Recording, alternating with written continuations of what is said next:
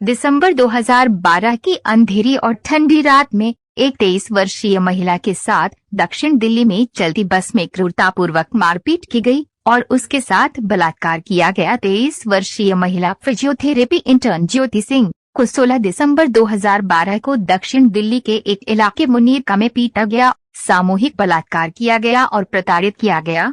वह अपने दोस्त अविंद्र प्रताप पांडे के साथ यात्रा कर रही थी। 16 दिसंबर 2012 को क्या हुआ था? महिला और उसका दोस्त अविंद्र प्रताप पांडे 16 दिसंबर 2012 की रात को लाइफ ऑफ पाई फिल्म देखकर घर लौट रहे थे। वे मुनीरका बस स्टैंड पर एक ऑफ ड्यूटी चार्टर बस में सवार हुए, जिसमें बस चालक सहित 6 अन्य लोग थे। बस एक ऑफ रूट दिशा में बढ़ने लगी और पुरुषों ने वाहन के दरवाजे बंद कर दिए। कुछ गलत होने पर जब पांडे ने आपत्ति जताई तो वे चिल्लाई और हाथापाई करने लगे और नशे में धुत लोगों ने महिला से छेड़छाड़ शुरू कर दी। उसके दोस्त को रॉड से मार दिया और लोगों ने महिला को बस के पीछे खींच लिया और 1 घंटे से अधिक समय में कई बार उसके साथ सामूहिक बलात्कार किया गया। जब वो वापस लड़ी तो किशोर हमलावरों में से एक ने उसके निजी अंगों में लोहे की रॉड डाल दी, जिससे उसकी आंतें अलग हो गईं। ऐसा होते समय बस चालक ने पूरी दिल्ली में बस चलाई। हमले के बाद दोनों को सड़क के किनारे मरने के लिए बस से बाहर फेंक दिया गया। दिल्ली पुलिस को सूचित करने वाले एक राहगीर द्वारा दोनों को इस अवस्था में पाया गया। उन्हें सफदरजंग हॉस्पिटल ले जाया गया, जहां डॉक्टरों ने पाया कि महिला के शरीर में केवल 5% आंतें बची हैं। महिला ने 29 दिसंबर 2012 को दम तोड़ दिया। पुलिस को दिए अपने बयान में उसने कहा कि वह 6 हमलावरों के खिलाफ न्याय चाहती थी। इस घटना के कारण देश भर में व्यापक प्रदर्शन और विरोध प्रदर्शन हुए। इसने महिलाओं के खिलाफ हिंसा के बारे में कानूनों में भी बदलाव शुरू किया। क्यों उसे निर्भया कहा जाता है? भारत में बलात्कार कानून रेप लॉज मीडिया में पीड़ित के नाम का उपयोग करने की अनुमति नहीं देते हैं। इसलिए विभिन्न प्रकाशनों ने उसे अलग अलग नाम दिए, जिनमें से निर्भया, जिसका अर्थ है निडर, व्यापक रूप से इस्तेमाल किया गया था। 2013 में उन्हें अमेरिकी विदेश विभाग से मरणोपरांत अंतर्राष्ट्रीय महिला सम्मान मिला। निर्भया के हमलावरों का क्या हुआ? निर्भया बलात्कार मामले में किशोर समेत सभी 6 लोगों को अदालत ने दोषी ठहराया था। सभी आरोपियों की पहचान राम सिंह, मुकेश सिंह, विनय गुप्ता, पवन गुप्ता, अक्षय ठाकुर और एक किशोर के रूप में की गई। बस चालक राम सिंह ने 11 मार्च 2013 को मुकदमे के दौरान तिहाड़ जेल में आत्महत्या कर ली थी। नाबालिग दोषी को अदालत ने अलग से रखने के आदेश दिए और एक सुधार केंद्र में 3 साल के कारावास की अधिकतम सजा दी गई थी। सितंबर 2013 में मुकदमे मुकेश, अक्षय, पवन और विनय को सजा सुनाई गई थी। इसके बाद अक्षय के अलावा 3 दोषियों ने फैसले की समीक्षा की मांग की थी, लेकिन इसे खारिज कर दिया गया था।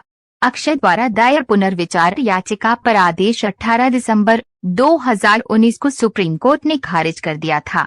इस केस में अविंद्र की गवाही की भूमिका बड़ी अहम साबित हुई।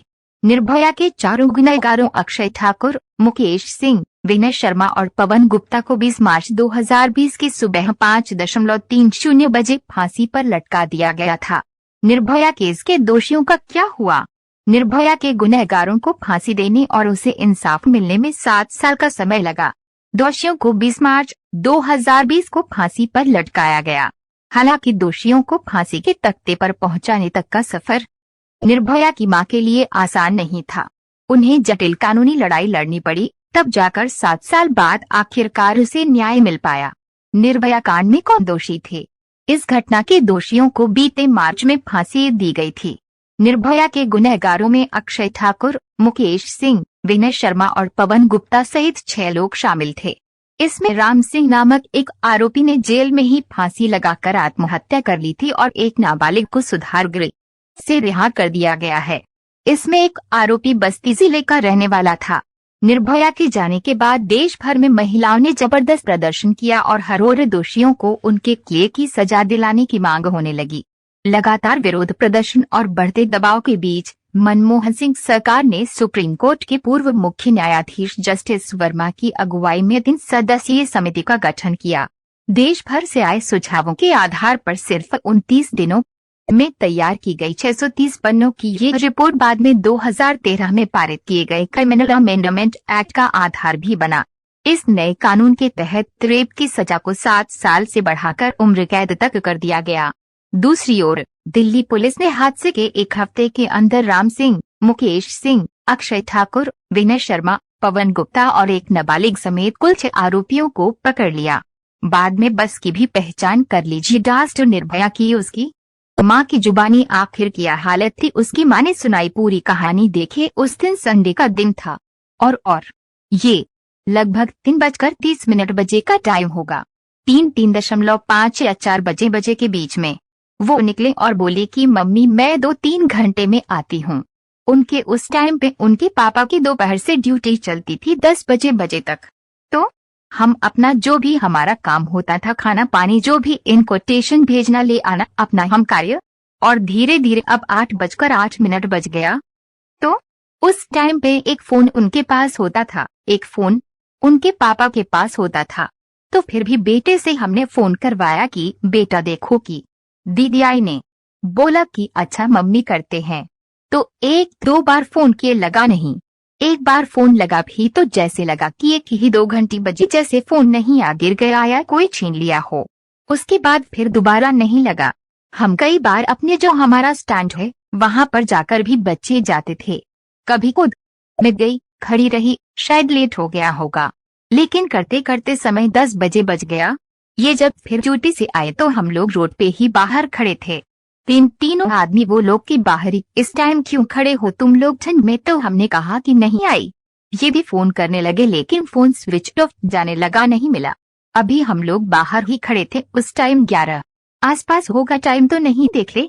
तो फोन आया सफदरजंग हॉस्पिटल से कि मैंने, आप कौन बोल रहे हैं? तो इन्होंने बोलो, ये बोले कि हम अपना नाम बताइए कि हम बद्रीनाथ सिंह बोल रहे हैं। तो बोले कि बेटी है। तो उन्होंने बोला कि हाँ क्या हुआ? तो बोले कि आप सफदरजंग हॉस्पिटल आ जाइए, को चोट लग गई है। तो ये अपने दोस्त के साथ बाइक पे फटाफट निकल लिए। आप बोले कि मैं चलो फोन करता हूँ तो आप आओ। फिर भी मैं भी तैयार थी कि चल हम भी सफदरजंग निकलते हैं। तब तक इनका फोन गया कि जल्दी आ जाओ कि हालत बहुत खराब। फिर हम भी आ गए। जब हम भी आ गए तो उसको सब एक्स्ट्रा करके वो लोग लेके जा रहे थे अपने सेशन के लिए। इन्होंने शाइन कर दिया था। जब हम आए तो फिर फटा उसको लेके आए हो ऐसे ही। ओके मम्मी आई तो जब उन्होंने आँख खोला तो रोने लगी। तो मैंने बोला कि बेटा हम आ गए, ठीक हो जाएगा। लेकिन जो हालत हमने देखा, उसके पूरा शरीर उसका खून से लथपथ था, जैसे लगता था कि जंगलों से खींचकर लाई गई हो। उस टाइम हमें नहीं पता था कि के साथ इतना कुछ हुआ है। ये तो पता लग गया कि नहीं, 6 लोगों ने इसके साथ क्राइम किया है, लेकिन जैसे लगता था कि उसको कहीं जंगल से खींचकर लाया गया हो। ये वोडका 2 भागों, ये सारे खाल निकली हुई थी। मैंने पूरा शरीर जैसे लगता था कि फटा है, कहीं से खून निकल रहा है, कहीं से मांस दिख रहा है। फिर थोड़ी देर में लेके चले गए लोग हॉस्पिटल में और ऑपरेशन उनका शुरू हो गया।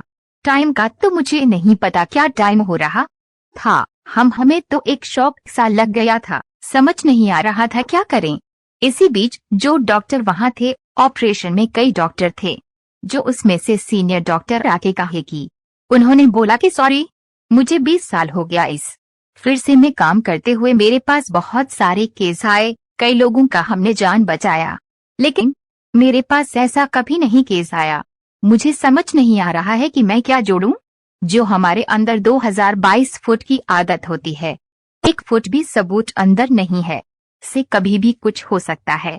फिर भी हमने इंतजार किया है शाया, जब तक साल से चलती रही तब तक आस्था की नहीं, शायद ठीक हो जाएंगी। हर डॉक्टर ने पहले हमें आश्वस्त कर रहे थे कि देखिए कि ऐसी हालत है, 2-4 दिन 2-4 घंटे बहुत मुश्किल है, अगर भगवानी कोई चमत्कार करेगा बचेगी। लेकिन फिर भी जब तक जिंदा थे तब तक आस्था की क्या पता ठीक हो जाए।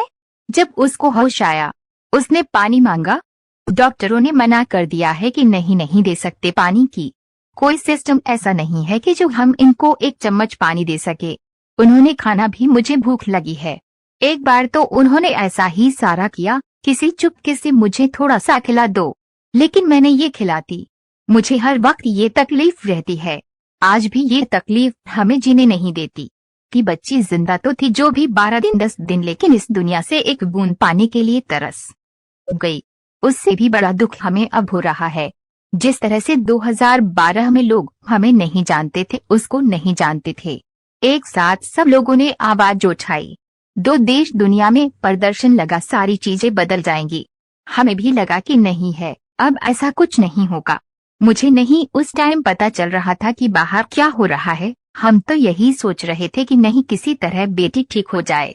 तो एक दिन, क्योंकि हर दूसरे तीसरे दिन उनकी जो सर्जरी हुई थी ओपन सर्जरी थी, मैंने हर दूसरे तीसरे दिन पता नहीं है परेशान होता था। क्या होता था? धुलाई होती थी।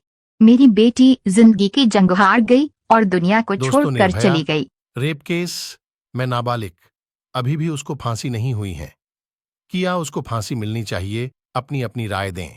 दोस्तों, किसी पर भी भरोसा ना करें। सतर्क रहे। सच्ची घटनाओं से रूबरू रहने के लिए हमारा चैनल सब्सक्राइब कीजिए। याद रखिए, अकेली महिला मौका नहीं जिम्मेदारी होती है। समाज की उसका गलत इस्तेमाल ना करें।